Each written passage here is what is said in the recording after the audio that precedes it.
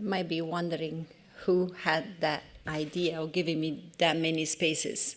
That was a good one.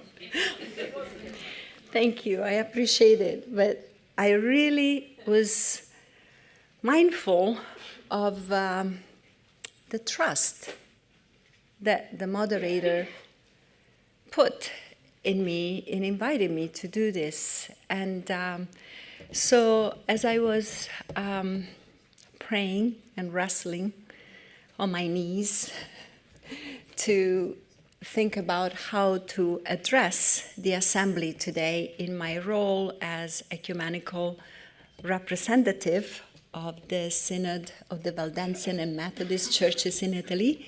So this is not part of my Bible study series, is a different kind of offering. I pondered what would be the best way to honor the trust that was given to me by offering this podium in the presence of so many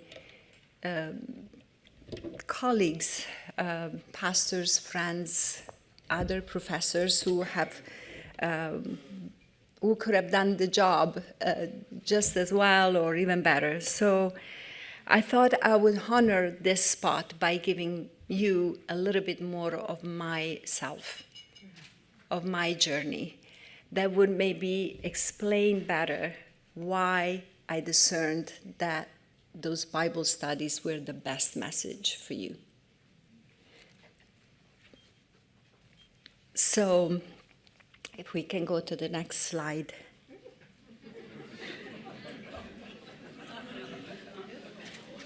I wanted to tell you a little bit about the journey. I love the metaphor of the journey because it's very germane and central to Christian identity, but it's also really an explanation or an expression of how I've lived my life.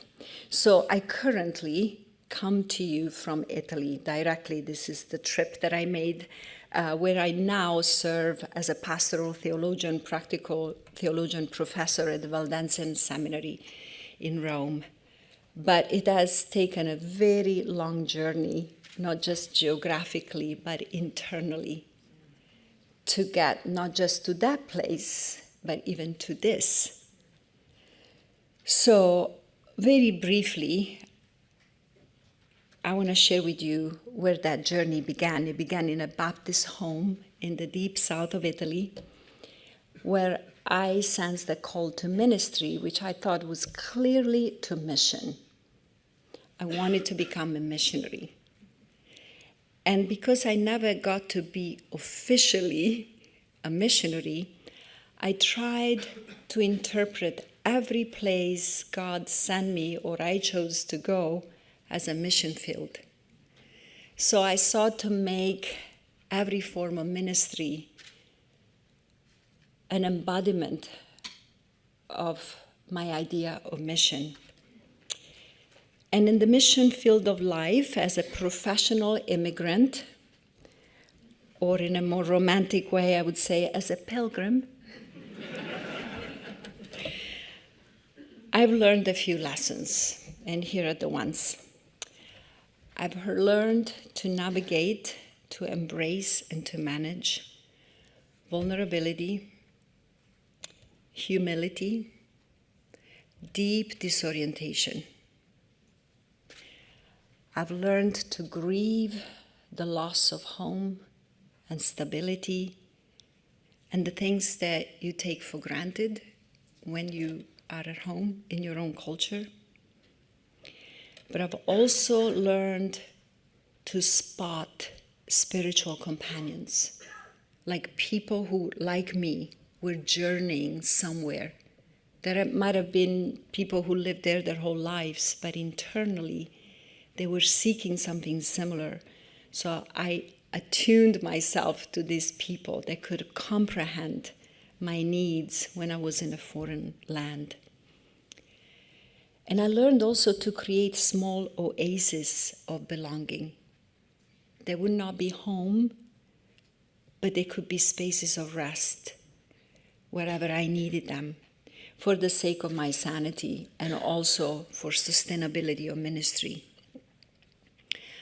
In the midst of all of these movements, so the red line is all the places that I have lived or spent a considerable amount of time ministering. So, United States, the longest. I was in the UK, in London. That's where I began my journey to learn English so that I could go on to further studies. I spent 4 years in Switzerland studying. That's where I did my first degree in theology. I lived in Australia for 3 years. That's where they taught me the first ABC of psychology in connection with theology. That's where was my first experiment with putting these subjects together. Then I went on to the US to do a doctorate, and then I stayed as a professor mostly, but also involved in other forms of ministry. So in all of this, through all of these places and placements, I have learned to cultivate resilience, something that a colleague has named interpathy. You might have heard of this concept. Empathy, as we talked about, is the ability to connect to another, to be in the shoes of another. Interpathy is a kind of cross-cultural competency, like to take on the perspective of another culture, not of another human being, suspending on our own value system to be completely present to the value system of another group of people. And that's turned out to be very, very important asset in the kind of ministry I feel called to. So I don't call it anymore, cross-cultural competency, which means, having lived in many countries, you get the hand of adjusting quickly, and getting the cues. It's much deeper ability to really be present to that culture without constantly comparing and contrasting it to your own. So it's an important concept, for pastoral theologians. And also, I have developed another quality which I consider really important for my ministry, which is the ability to live on the margins without suffering it. Without feeling, I'm not in the center of things, I'm not in the majority culture. I've learned to make it a gift, because from the margins we see things differently, and that vision can be a real gift to the people who are immersed in a situation and don't have literally the perspective to do better. So again, with compassion, with humility, from the margins we can offer a view that is missing when you are in the center of things. And that I've learned by default, by force. Beginning when I was a Protestant in Italy, because we were minority living in the margins, but I've sought to maximize the value of that. So how do I define myself sometimes? My identity is very hybrid. I don't ever feel at home fully anywhere anymore.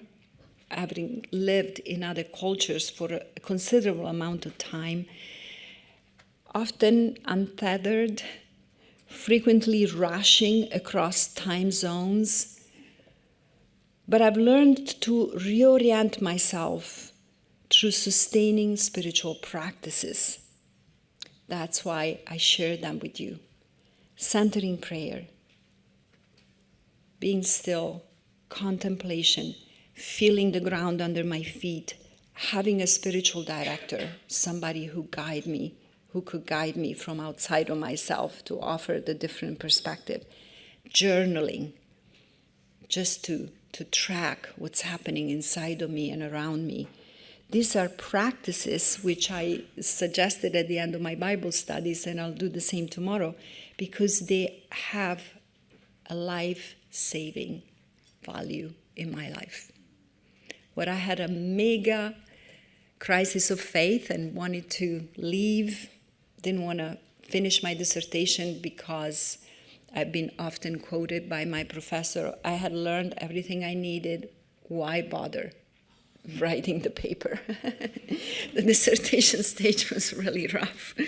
So I was happy. I learned all I needed to do. But at that point, the breaking point, I found a spiritual director, and she held me by hand, literally, through one of the worst, most difficult times of my life.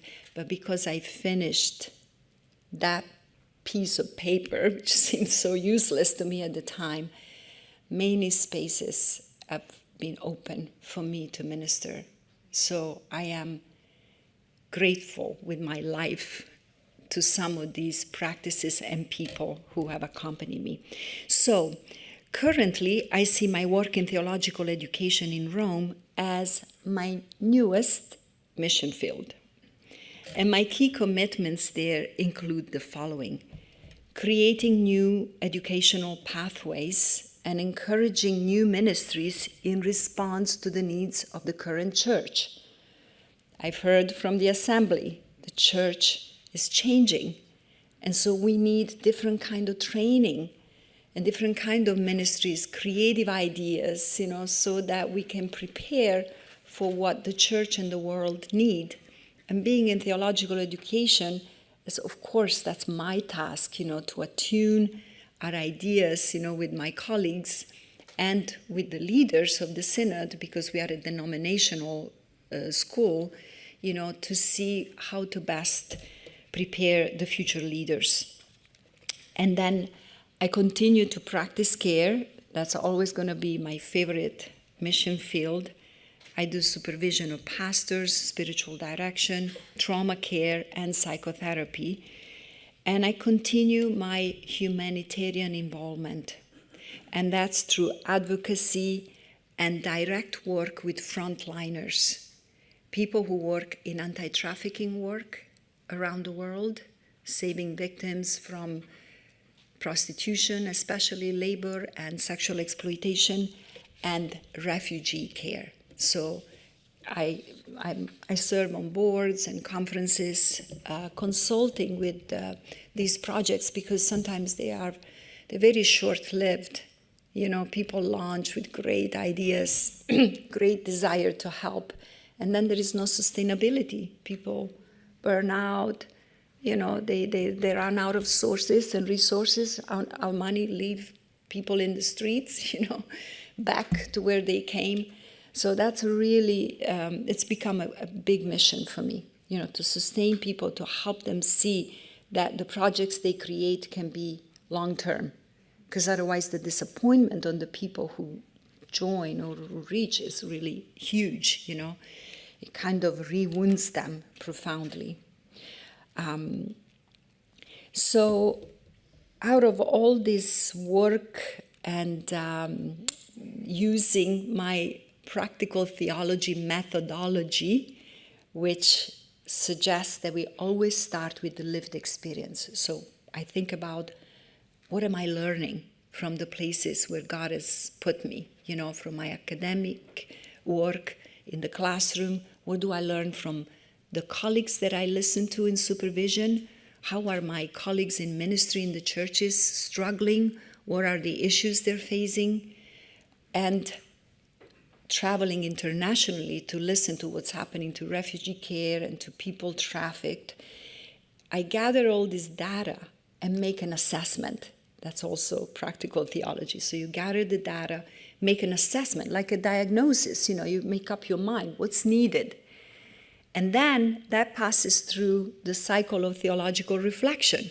We have to think about these things on the basis of the scripture, on the basis of the tradition and theology and ethics, and other tools like political theory, see what's happening in the world, and the human sciences. Psychology is my best friend that allows me, to tune into human behavior. Why things are going in a certain direction. And then out of all of this, I have come to make some assessments, about what the church needs right now. And with that, being here, listening to the topics and themes, the stressors, and also the creative possibilities that are emerging in this conversation, I want to offer, some points of connection, where I see the synergy, where I see really God at work weaving our stories and journeys together, just not me being representative of Italy, but the work of God is much bigger, it brings people together for larger purposes. So 3 points I wanna highlight. There's so many that came, but that's why I was trying to bring it to focus. So reimagine together theological education. I know you have 3 seminaries here. I'm going to meet with the principals, and I want to create some synergy for collaboration, between our school in Italy and the schools here. And then continue to work together, even if we do it apart, but on creating safe spaces for healing and wholeness, because we're dealing with a traumatized world.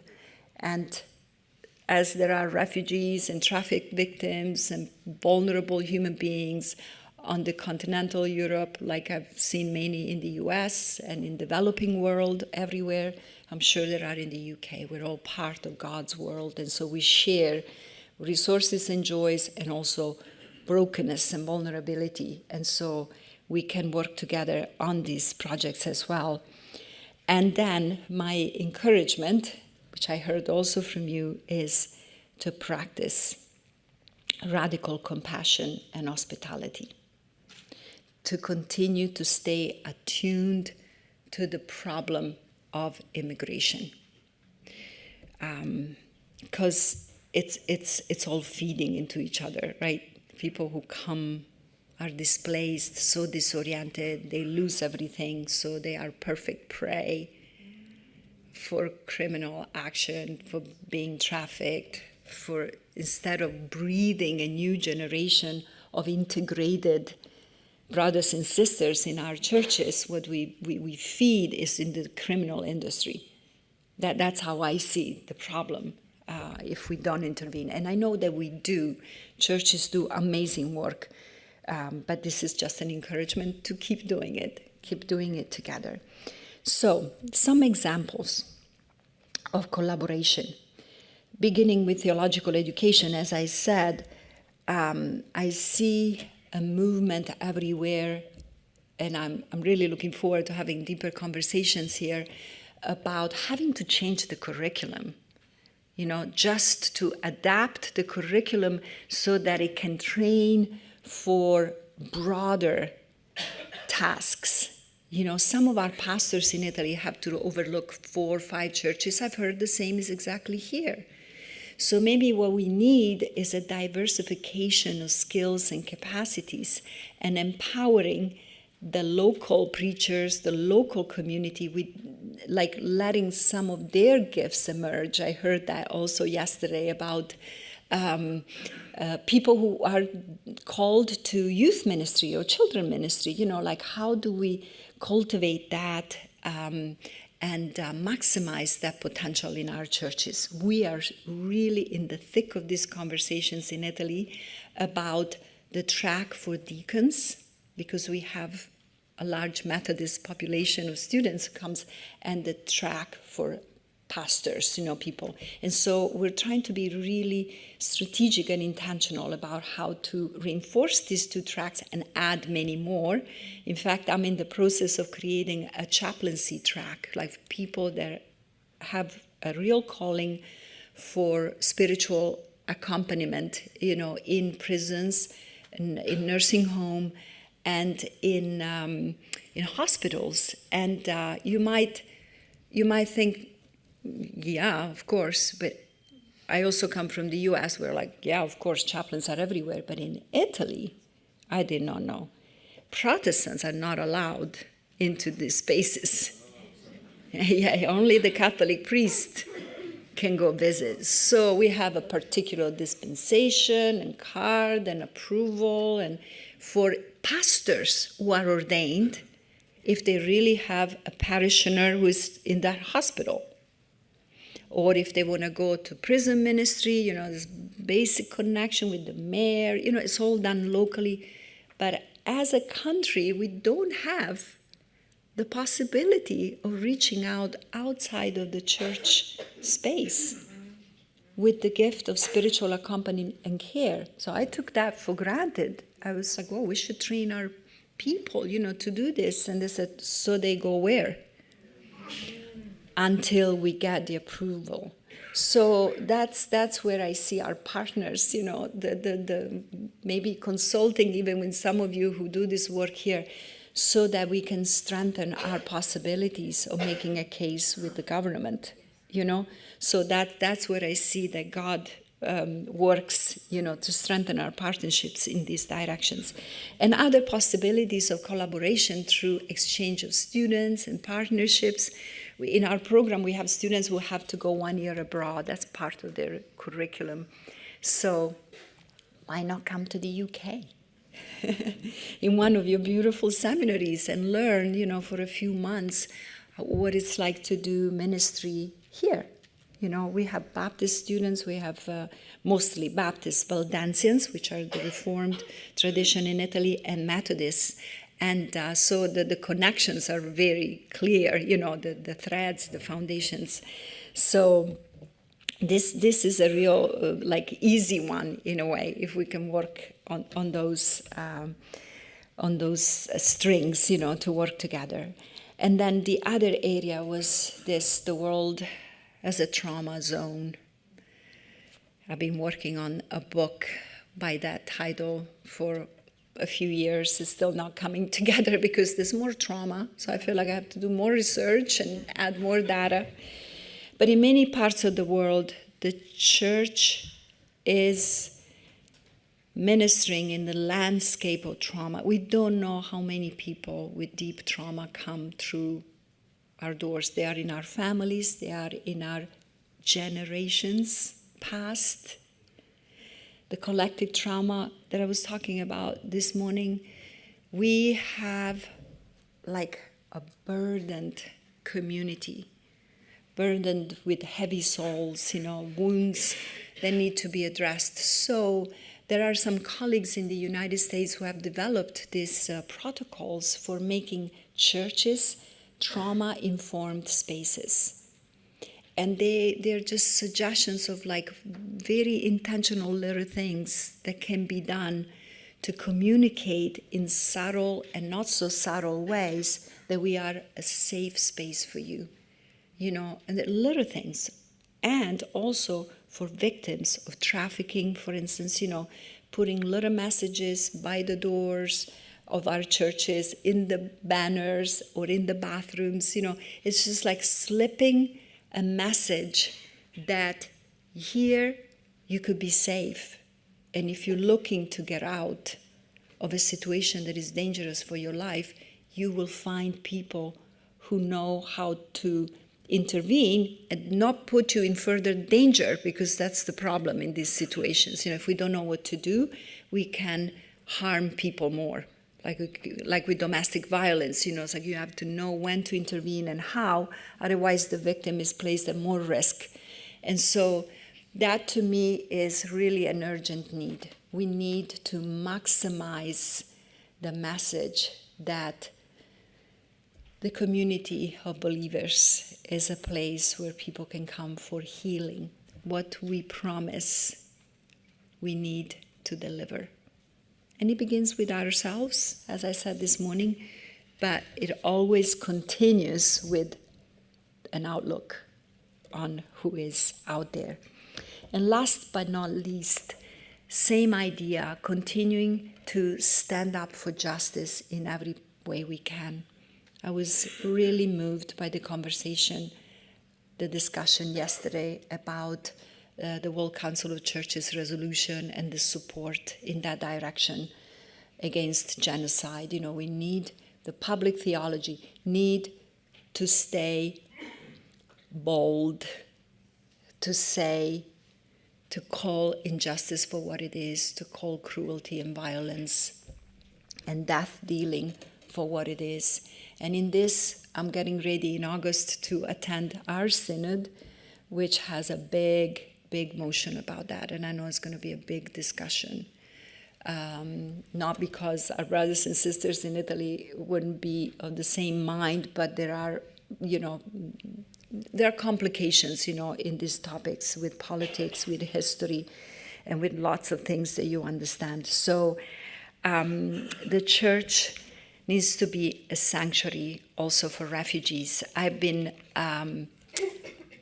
involved in this project called Mediterranean Hope, which the URC, and I bring the gratitude from that project to all of you. The URC has supported that project. Mediterranean Hope is a beautiful example of compassion in action. It's not just a crisis response, it's a faithful presence in the life of refugees. If you are not familiar with it, it's an initiative of the Federation of Evangelical Churches in Italy, and it's sponsored by that part of the tax money that people can dedicate to social projects. And it basically provides safe passage for people who need to migrate because they are in dangerous situations in their countries, mostly Syria, Afghanistan, now I would imagine Palestinians, and it has people on the grounds scouting who needs priority and then granting safe passage all the way. They call them the humanitarian corridors, so they fly safely into Italy. They provide home, language training, every skill for integration that they need before they are settling with a job, so there is a safe passage. And I am involved with some of the teams that work on the ground in the role of supervisor. So I didn't get to go to that mission field, but God has always a way of responding to my longing to be in the mission field by giving me access to people and supporting them with the gifts that I have. Because they go down. They're very discouraged at the moment because the Italian government has blocked some of the income of refugees, so they're on hold. They have plenty of lists of people ready to come, and they cannot bring them, so they're stuck. They become discouraged. The resources, the money, always is, a problem, insufficient. So I just encourage us to continue to partner wherever we can to support projects that bring hope to people, especially in places where hope is unsustainable by the experience of those who live there. I want to go back to the personal for a moment. Not too long ago, last year, I was at a conference in Izmir, Turkey. It's called Arise, and it groups women from Southeast Asia who live under tremendous persecution. And they bring them there undercover, with all kind of, strategies, and we offer them basically group therapy, like trauma therapy. And I've been serving in that space for years. I just love to go there. We get about 350 women. And one of the activities, very creative, the women who run this space are from Australia, from the UK, and a couple from the US. I'm always amazed by the gift of creativity. So last year, they distributed, if we can go to the next slide, Matt, they distributed all these threads at the beginning of the conference, and they told us to look for one, to take our own color. And through the week, there were opportunities to weave these things together. Then a professional weaver came up with an amazing tapestry. And the message was that we bring our lives together. We weave them together when we meet. We can never be left the same because our stories touch each other, and we bring that The thread of another person's story becomes part of our own tapestry. And it's severely forbidden to take any pictures in that space because of the safety of the women.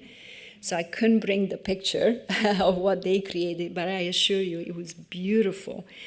And it brought back to me, I was thinking about that story by being here and talking to some of you, all of your affirmation of my Bible studies and the connection. I just was moved and humbled, by that experience. And I think I'm giving you something that is going to stay with you, but you're giving me the affirmation that the gifts that God has woven into my life by way of all these crazy trips I've taken, it's actually bearing fruit, and it's becoming a contribution. So I thought about a poem which has accompanied me for many years and given me strength and sanity when I thought I was a bit cuckoo for all the choices I was making. And it's called The Way It Is. It is by William Stafford. I don't know if you're familiar, but here it is. There is a thread you follow. It goes among things that change, but it doesn't change. People wonder about what you are pursuing. You have to explain about the thread, but it is hard for others to see. While you hold it, you can't get lost. Tragedies happen. People get hurt or die, and you suffer and get old. Nothing you do can stop time's unfolding. You don't ever let go of the thread.